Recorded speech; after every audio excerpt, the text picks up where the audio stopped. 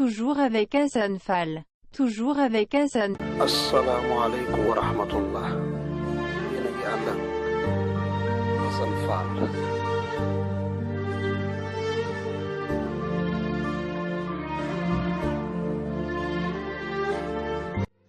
ki nga xam ne dafa war réewam jaay réewam mi ngi mel ne ki nga xam ne dafay sàcc ci kër papaam di jox sàcc yi papaam du ko baal sàcc yi duñ ko fay.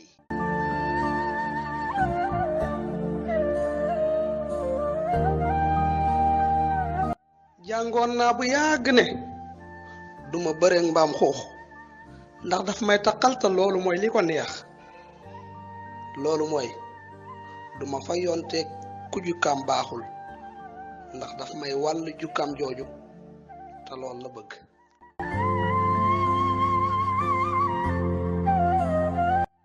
yar ak teggin fi mu mën a yem mooy nit ki rus boppam.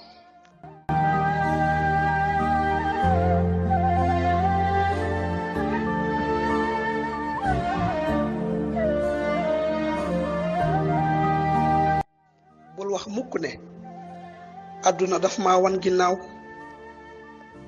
ndax mën naa am yow ci sa bopp yaa wan ginnaaw àdduna kon xoolaatal ne nga toogee.